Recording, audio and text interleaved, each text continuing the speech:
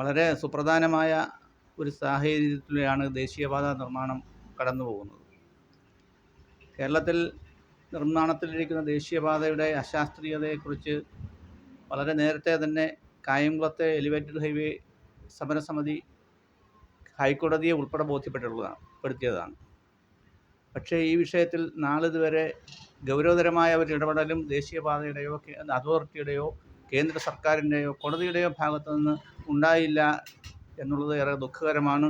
ഇന്ന് നാം നേരിടുന്ന ഓരോ ദിവസവും കേട്ടുകൊണ്ടിരിക്കുന്ന വാർത്തകൾ അതുമായി ബന്ധപ്പെട്ട് അതീവ ഗുരുതരമായ സ്ഥിതിവിശേഷമാണ് റോഡ് നിർമ്മാണത്തിൽ ഉള്ളത് എന്ന് ബോധ്യപ്പെടുകയാണ്. ദേശീയപാത അതോറിറ്റി എന്ന് പറയുന്നത് ഒരുപറ്റം കോർപ്പറേറ്റ് കോൺട്രാക്ടർമാരുടെ ബിനാമി സ്ഥാപനമായ രീതിയിലാണ് പ്രവർത്തിച്ചു കൊണ്ടിരിക്കുന്നത്. അവരുമായി നേരിട്ട് ബന്ധപ്പെടുമ്പോൾ നമുക്ക് മനസ്സിലാവുന്നത് ഇത് ഒരുപറ്റം സമ്പന്നരുടെ നിർമ്മാണ പ്രവൃത്തി പോലെയാണ്. അശാസ്ത്രീയമായി നിർമ്മിക്കുന്നു എന്ന് പറഞ്ഞ് നിരവധി തവണ നമ്മൾ സമരങ്ങൾ നടത്തുകയുണ്ടായി. കായംകുളം ഉൾപ്പെടെയുള്ള പ്രദേശങ്ങളിലെ അശാസ്ത്രീയത ബോധ്യപ്പെടുത്തി കോടതിയെ നൽകിയ പരാതിയിൽ 2 വർഷക്കാലമായി ഏതാണ്ട് 50ലധികം തവണ കോടതി കേസ് മാറ്റിവെക്കുന്നു.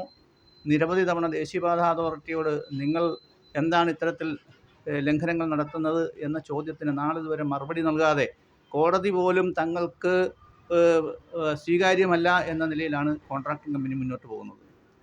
ഏറ്റവും ഒടുവിലത്തെ ഉദാഹരണമാണിത്. ഇപ്പോൾ മലപ്പുറം ജില്ലയിലും കോഴിക്കോട് ജില്ലയിലുമൊക്കെയായി കണ്ണൂർ ജില്ലയിലുമായി നടക്കുന്ന ഈ വലിയ ഭീകരമായ ഗുരുതരമായ റോഡ് തകർച്ചയെക്കുറിച്ച് അന്വേഷിക്കുന്നതിന് കേന്ദ്ര സർക്കാർ അന്വേഷണ കമ്മീഷനെ നിയമിച്ചിരിക്കുന്നു.